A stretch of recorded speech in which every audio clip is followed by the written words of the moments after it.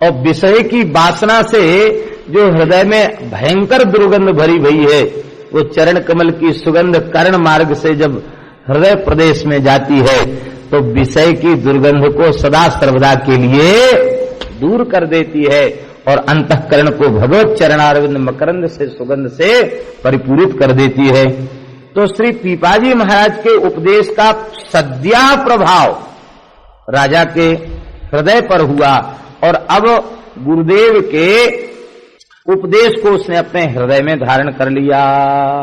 लियो वही पन, वही प्रतिज्ञा कर ली। कौन सी प्रतिज्ञा कर ली? बोले जो प्रतिज्ञा श्री पार्वती जी ने करी थी। तजो न नारद कर उपदेशु, आप कहीं सतवार महेशु। ऐसी निष्ठा जब तक नहीं होए तब तक जीव का काम बनता नहीं। सद्गुरु वचनों में जब तक पूर्ण दृढ़ विश्वास नहीं होगा तब तक साधन पथ पर वह अग्रसर नहीं हो सकता है। हमारे ब्रजमंडल के महान संत, उनसे तो हमने अपने वाणी से, उनकी वाणी से तो यही सुना है, बोले जब तक सद्गुरु में भगवत भाव नहीं होगा तब तक साधन मार्ग में, अध्यात्म के मार्ग में किसी भी प्रकार की अनुभूति हो जाए ये संभव नहीं है। इसलिए पहली शर्त है गुरुदेव में भगवान को स्वीकार करना। चतुर्भुज दास जी ने सूरदास जी के महाप्रयाण लीला के समय सूरदास जी से पूछा कि सूरदास जी महाराज, आपने अपनी वाणी में श्री गोविंद के लीला को, गुणगण को, चरित्र को तो बहुत गाया, पर आपने आचार्य महाप्रभु जी के यश को क्यों नहीं गाया? सूरदास जी के वल्लभाचार्य महाप्रभु जी के संबंध में रचनाएं उपलब्ध नहीं। तो सूरदास जी ने उत्तर दिया कि हमने तो आचार्य सुयस और श्री कृष्ण सुयस में अंतर ही नहीं समझा। इतने पदों के रूप में हम तो यही समझते थे कि हमने आचार्य श्री वल्लभ का ही चरित्र गाया, क्योंकि श्री कृष्ण में और श्री गुरुदेव वल्लभाचार्य में, महाप्रभु श्री वल्लभाचार्य में रंच मात्र भी भेद नहीं है। यही मानकर मैंने यश गाया था। हम तो समझते ही नहीं थे कि भगवान का चरित्र, भगवान का यश और आचार्य का सुयश, इसमें कुछ फर्क है, कुछ भेद है। अब तुम सुनना ही चाहते हो तो सुनो। दृढ़ चरणन केरो भरोसो, दृढ़ चरणन केरो, दृढ़ चरणन केरो भरोसो, दृढ़ चरणन केरो। श्री वल्लभ नख चंद्र छटाविन, श्री वल्लभ नख चंद्र छटाविन, श्री वल्लभ नख चंद्र छटाविन, श्री वल्लभ नख चंद्र छटाविन। सब जग माझिया मेरो भरोसो, सब जग माहिया मेरो भरोसो, दृढ़ चरणन केरो भरोसो, दृढ़ चरणन केरो। साधन और नाहिया कली में, साधन और नाहिया कली में, जासो हो यही बेरो, जासो हो निवेरो। सूर कहा कह विविध आंध्रो, विविध आंध्रो। सूर कहा कह विविध आंध्रो,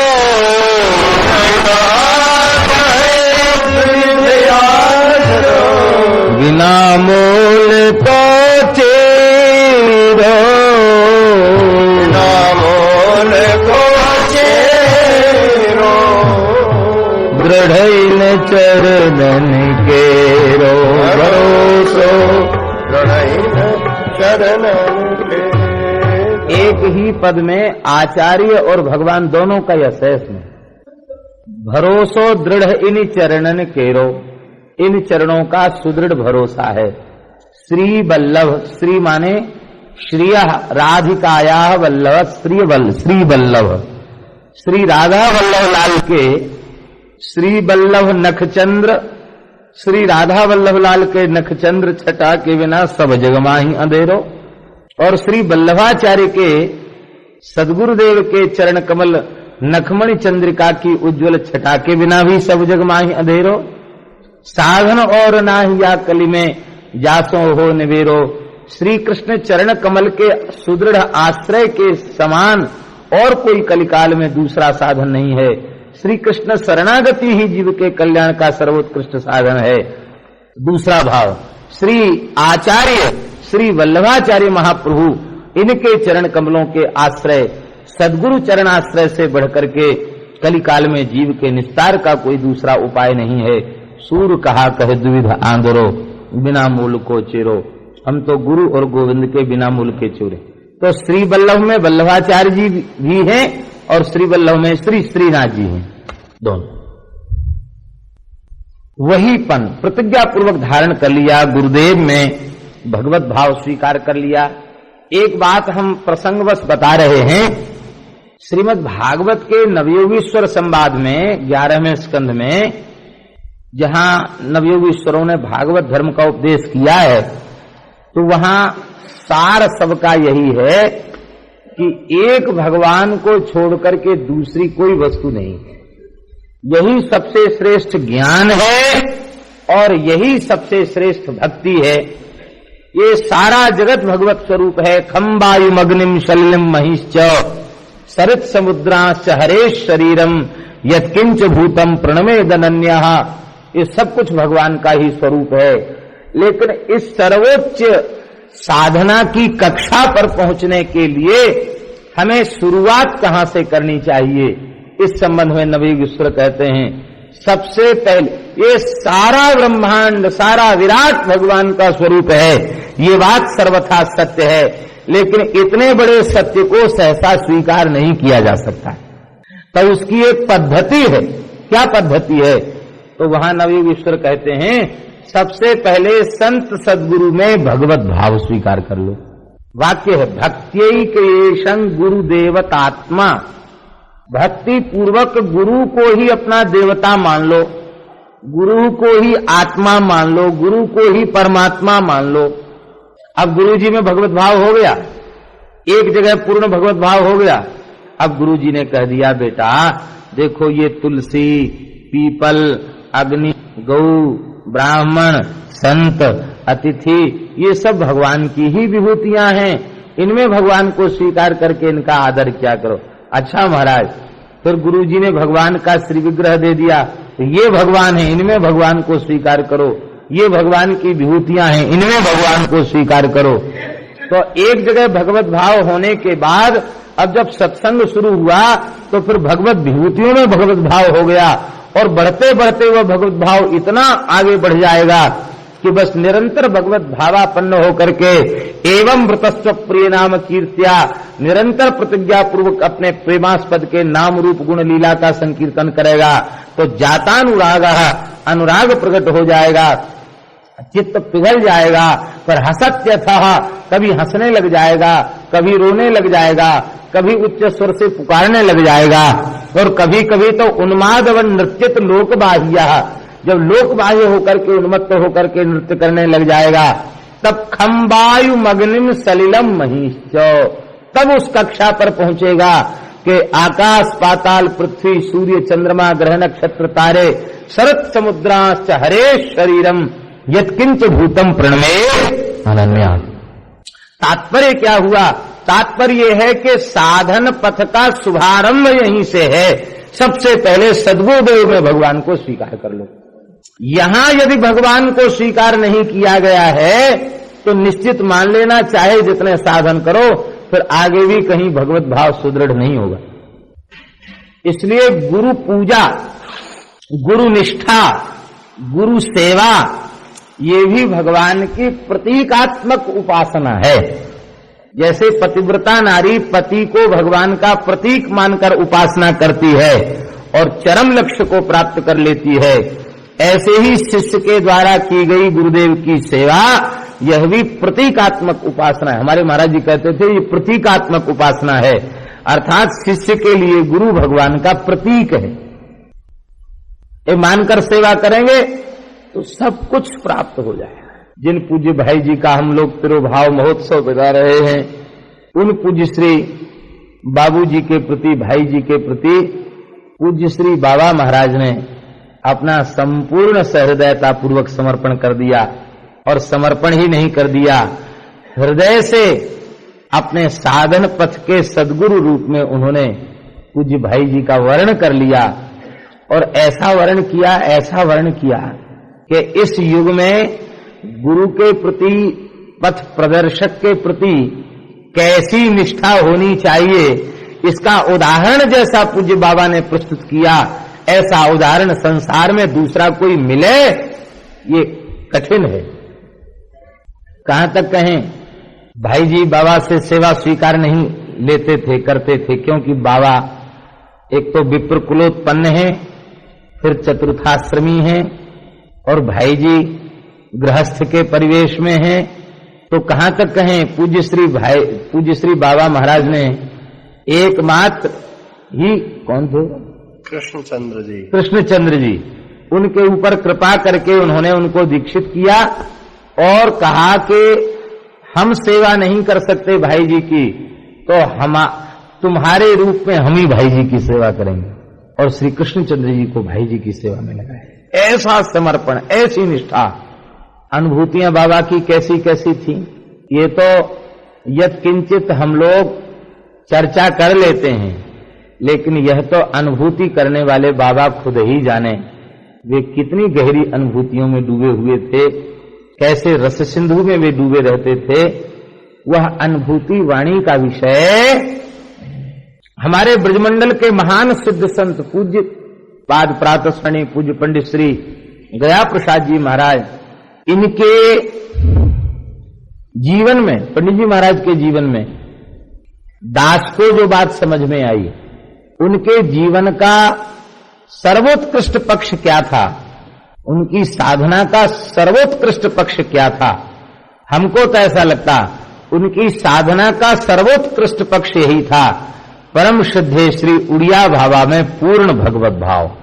यही बात है कि नहीं?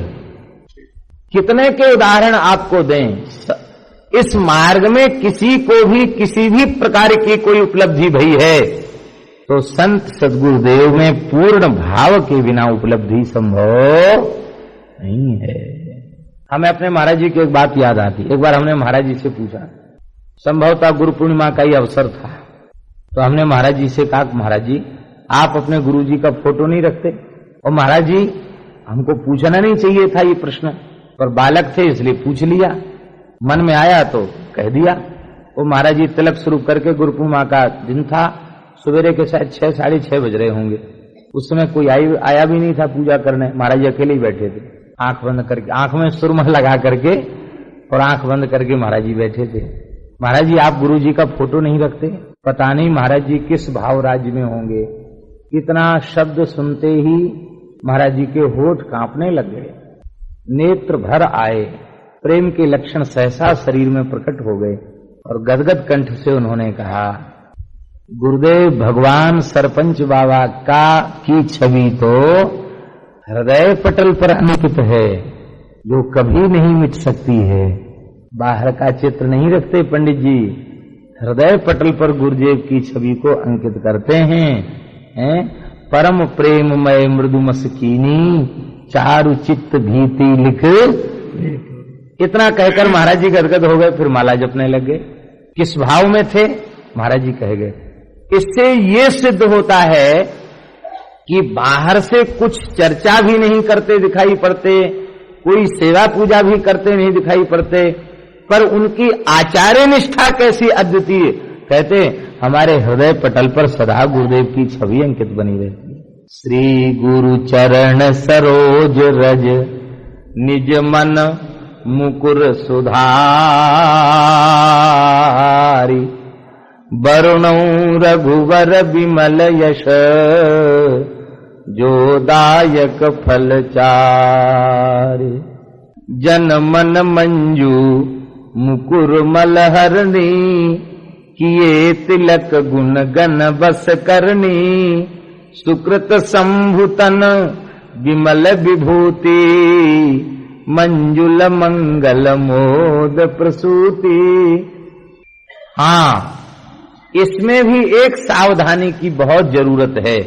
वो जरूरत ये है, ऐसे गुरुओं से सावधान रहना चाहिए जो रामकृष्ण की भक्ति से विमुख कराकर व्यक्ति की पूजा का समर्थन करते हैं। ऐसे गुरुओं को भी निंदा मत करो, पर दूर से दंडोत कर लो ऐसे गुरुओं को। गुरु तत्व की महिमा है, इसमें कोई संदेह नहीं है, पर इसीलिए महिमा है कि वे सद्गुरुदेव अनुग्रह करते हैं तो भगवत प्राप्ति के पथ को अत्यंत सहज, सरल और सुलभ बना देते हैं। यही तो उनकी महिमा है। अब वही कहने लग जाए कि तुम्हें भजन की क्या जरूरत, तुम तो हमको ही परमात्मा मान लो और हम ही तुम्हें उद्धार कर देंगे, तो ऐसे गुरुओं से सावधान रहना चाहिए। हमारे महाराज जी कहते थे कि शिष्य की श्रद्धा होनी चाहिए कि गुरु साक्षात परब्रह्म, पर गुरुदेव के हृदय में सतत ये भाव बना रहना चाहिए, मैं तो दासान दास हूं, गुरु तत्व तो साक्षात भगवान हैं, भगवान ही सब जीवों का कल्याण करने वाले हैं, मैं गुरु नहीं हूं, मैं तो भगवान का दासान दास हूं। श्री पीपा जी महाराज ने कृपा किया, लियो वही पन, प्रतिज्ञा कर ली गुरु में भगवत भाव की, आप आए निज धाम है। श्री पीपा जी महाराज ने विचार किया कि स्वामी जी पधारे थे, 4 महीने भक्ति का प्रचार हुआ, तो जो खेती हमने फसल बोई थी और जो फसल लहला रही थी भक्ति की, वो कहीं सूख तो नहीं गई है। ऐसा विचार करके वे परम निष्काम भाव से वे गागरोनगढ़ पधारे। पुनः पीपाजी गागरोनगढ़ आए, ये टोड़े से चल करके गागरोनगढ़ पधारे। गागरोनगढ़ ये संवत 1472 में पुनः लौट करके श्री पीपाजी महाराज गागरोनगढ़ पधारे और वहां काली आहू सिंध नदी का जो संगम है, वहां जहां वर्तमान में पीपानंद बाग है, पीपाजी की समाधि है, यही पर्णकुटी छा करके, यहाँ जंगल था, पर्णकुटी छा करके श्री पीपाजी वहां विराजे। और अब अभी तक किसी को जानकारी नहीं थी, लेकिन जब पर्णकुटी छा करके रहने लग गए, तब आप जो अपने भतीजे को गद्दी पर बिठा के गए थे, कल अब तो सारी प्रजा दर्शन के लिए उमड़ आई और नित्य सत्संग वहां होने लग गया। इस प्रकार से 5 वर्ष तक पीपाजी गागरोनगढ़ नगर में तो नहीं रहे, पर नगर के बाहर जहां पीपानंद बाग है इस समय, यहां पीपाजी महाराज झोपड़ी बना करके रहे। नित्य प्रति कथा कीर्तन सत्संग होता रहता। इसी बीच में जब पीपाजी यहां 5 वर्ष रहे, इसी बीच में श्री कबीर जी महाराज बार बार अपने योग बल से प्रकट होकर के पीपाजी को दर्शन देते। और पीपाजी और कबीर जी दोनों की गुरु भाई तो थे ही, घनिष्ठ मैत्री थी, इसलिए कबीर जी का भी गागरोनगढ़ में पीपानंद बाग में बारंबार आगमन हुआ है। रैदास जी भी योग बल से यहाँ आकर के प्रकट होकर दर्शन देते। और नानक जी की तो पीपाजी महाराज से प्रगाढ़ मैत्री थी, इसलिए गुरु नानक देव जी अपने योग बल से बार बार आकर के पीपाजी से सत्संग करते थे। आज भी वहां ऐतिहासिक गुफा है, जिस गुफा में श्री नानक जी महाराज निवास करते थे और वो अपनी समाधि लगाते थे, ध्यान लगाते थे। गुरु ग्रंथ साहब में पीपाजी के पद, पीपाजी के दोहे बहुत अधिक मात्रा में पाए जाते हैं। पीपाजी की वाणी का संग्रह भी गुरु ग्रंथ साहब में किया गया है। नानक जी ने आदर्श महापुरुष के रूप में पीपाजी को स्वीकार किया। उसी समय एक मुस्लिम फकीर भी, मट्ठे मियां, वो भी श्री पीपाजी से प्रभावित हुआ। ये तामसी सिद्धि वाला फकीर था, पीपाजी की प्रतिष्ठा को देख करके इनको उखाड़ना चाहता था। अंत में हतप्रभ हो गया, चरणों की शरण में आया। तब आपने उसे योग मार्ग की दीक्षा दी और वह आपका परम सत्संगी सिद्ध हो गया। आज तक उसकी मजार वहां गागरोनगढ़ में बनी हुई है। देश का दुर्भाग्य ये है कि संत पीपाजी के नाम पर यहाँ की धर्मनिरपेक्ष सरकारों ने आज तक पीपाजी के नाम पर कभी कुछ नहीं किया। पहली बार राजस्थान प्रदेश की मुख्यमंत्री, जो वर्तमान मुख्यमंत्री वसुंधरा राजे हैं, उन्होंने पीपाजी के मंदिर के जीर्णोद्धार के लिए 98 लाख रुपए मंजूर किया है, पहली बार। इसके पूर्व उस मजार के जीर्णोद्धार के लिए, मजार के विकास के लिए करोड़ों रुपए सरकारों के द्वारा खर्च किया जा चुका है। उसको कहते हैं गागरोन शरीफ, अजमेर शरीफ की तर्ज पर गागरोन शरीफ। विश्व का मुसलमान वहां आता है, गवर्नमेंट खर्च करती है वहां के उत्सव में हर साल। क्या कहें, कथा का रस दूसरा हो जाएगा। अन्यथा कई बार ये छद्म धर्मनिरपेक्षता, इसकी बातें देख करके बहुत ही चित्त में पीड़ा होती है। धर्मनिरपेक्षता का केवल यही अर्थ है क्या कि हिंदुओं को निरंतर उत्पीड़ित किया जा रहा है, उनको नीचे दबाया जा रहा है, और जो आज की स्थिति में बहुसंख्यक हो चुके हैं उन्हें अल्पसंख्यक बता करके उनको जमाई से भी ज्यादा उनका आदर किया जा रहा है। ये बहुत दुखद स्थिति देश के सामने है। हम अपने आचार्यों का भी उचित सम्मान नहीं कर पा रहे हैं। यहां आप विराजते थे, एक दिन की बात है, बड़ी अद्भुत संत सेवा, पीपाजी की संत सेवा बड़ी अद्भुत। कोई वेशधारी साधु आ जाए, नाम मात्र का साधु, टकसार के टकसार पूछे पर रोटी दें, नहीं, मस्तक पर तिलक है, गले में तुलसी है, आओ संत भगवान, जीमो, आसन रखो, आपकी क्या सेवा करें। इस तरह की श्री पीपाजी महाराज सेवा करते थे। इसी बीच में एक ऐसा व्यक्ति आ गया जिसको प्रियादास जी ने कहा नाम साधु। आप लोग कहेंगे नाम साधु माने क्या होता है? साधु तो साधु होता है, नाम साधु क्या है? नाम साधु का मतलब है नाम मात्र का साधु। साधुता का कोई लक्षण, कोई गुण उसमें नहीं था, बस उसने नाम रख रखा था अपना साधु। वो वहां आया, पीपाजी उससे पूछे, महाराज संत भगवान आज्ञा करें, हम आपकी क्या सेवा करें। वो साधु नहीं था। आजकल अखबारों में खबरें छपती हैं, साधु ठगी करते हुए पकड़ा गया, साधु माल लेकर उड़ा, साधु चोरी करके भागा, साधु औरत लेकर भागा। ऐसी बातें आजकल अखबारों में लिखी रहती हैं। इनका सभ्य समाज के द्वारा प्रबल विरोध किया जाना चाहिए। आप लोग कहेंगे विरोध क्यों? विरोध इसलिए किया जाना चाहिए कि कोई भी साधु ऐसे कृत्य कर नहीं सकता है। इसलिए साधु ऐसा करके गया, साधु ने ऐसा कृत्य किया, ये तो संभव ही नहीं है। भला जो साधु होगा वह अनुचित कृत्य करेगा क्या? दबाव डालना चाहिए लोगों के ऊपर कि आप संतों की निंदा न करें। हाँ, ऐसा कार्य हुआ है, घटना घटी है, आपको प्रकाशित करना तो आप कहें एक पाखंडी ने ऐसा किया, एक धूर्त ने ऐसा किया, एक भेष बनाकर घूमने वाले कालनेमी ने ऐसा किया, ऐसा कहो तो ठीक है। साधु शब्द का प्रयोग वहां करना नहीं चाहिए।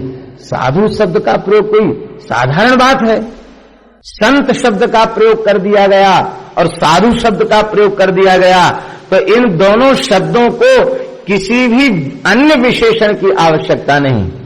उदार संत और सहज संत और सरल संत भी कहने के, संत कह दिया तो उदारता आ गई, सहजता आ गई, सरलता आ गई। संत कहने के बाद, साधु कहने के बाद ऐसा कौन सा सद्गुण है जो न आ जाए? विधि हरिहर कवि को विद्वानी, कहत साधु महिमा सकुचानी। सोमोसन कही जात न कैसे, साप कमणि गुण गण जैसे। सोमोसन कही जात न कैसे, साक बणिक मणि गुण गण जैसे। इसलिए यहां साधु ने ऐसा किया, प्रियादास नाम साधु, वो साधु नहीं था, साधु का भेष बना कर आया था। वो कैसा साधु था। ओहो, रावण भी तो साधु बना था। रावण साधु बना कि नहीं बना? जानकी जी का अपहरण करने के लिए वो भी साधु बना था। काल नेमी भी साधु बना था। और महाराज ये नकली साधु असली से इतने अच्छे होते हैं कि इनको देखकर बड़े बड़े लोग चक्कर में फंस जाते हैं। नकली माल उसका जो आकर्षण होता है, उसकी जो चमक दमक होती है, वो असली से भी ज्यादा अच्छी होती है। चमक दमक के ही तो पैसे हैं, विज्ञापन के ही तो पैसे हैं, उसी से तो वो बाजार में चलेगी दौड़ेगी चीज, नहीं कैसे दौड़ेगी। असली को सजाने की जरूरत, असली तो असली है। हनुमान जी जैसे महात्मा ज्ञानी नाम अग्रगण्यम, और हनुमान जी महाराज कालनेमी के चक्कर में आ गए। हनुमान जी जा रहे थे सजीवनी बूटी लेने, बैठा था वहां कालनेमी। ओ बढ़िया विशाल लंबी सुंदर दाढ़ी, पंचकेश, विशाल जटा जूट, लगता था हजारों वर्ष की आयु है। ओ पिंगल वर्ण के जटा, विशाल ब्रह्मपात्र कमंडल, एक लखंड विभूति लगाए, और महाराज बैठा हुआ है। ओ धूना जल रहा है। ऐसा विचित्र वातावरण था, लगता था कोई महान सिद्ध संत हैं। बैठे बैठे वो मारा वो मारा वो मारा वो मारा। अरे महाराज क्या हो गया, किसको मारा, किसने मारा? अरे बोले विक्षेप मत करो, मैं अपनी दिव्य दृष्टि से यहीं बैठा हुआ राम रावण युद्ध देख रहा हूं। राम जी ने रावण का सिर काट दिया, बंदर फुटबॉल खेल रहे हैं। महाराज ऐसा वर्णन किया उसने युद्ध का कि हनुमान जी भी चको, बड़ा भारी सिद्ध है, यहीं बैठे बैठे सारी रामलीला देख रहा है। बोला महाराज तो आगे होगा क्या? अरे बोले होगा क्या, राम जी साक्षात परब्रह्म परमात्मा हैं, वे तो लीला कर रहे हैं। जैसे गरुड़ जी सांप से खेलें, ऐसे खेल रहे हैं रावण से। विजय राम जी की होगी, रावण की विजय कदापि नहीं। महाराज ये सब सिद्धियां आप में कहां से आ गई? कहा हमने लाखों वर्ष की तपस्या करके ये सब प्राप्त किया है, तो हमको भी ऐसा कुछ बता दो कि यहीं बैठे बैठे राम जी की सब लीला देखने लग जाए। हनुमान जी तो सारी सिद्धियां तो है ही है, पर लोभ लग गया लीला दर्शन का, हमको भी बैठ जहां बैठे वहीं से लीला दिखने लग जाए। बोले ऐसे नहीं, ज्ञान पीछे देंगे, पहले दीक्षा ले लो हमसे। एक सदगृहस्थ महानुभाव बता रहे थे, अति वृद्ध हैं, 100 वर्ष के निकट पहुंच रहे हैं। बोले हम बहुत से संतों के पास गए और साधन संबंधी कोई बात पूछी तो उन्होंने सीधे कहा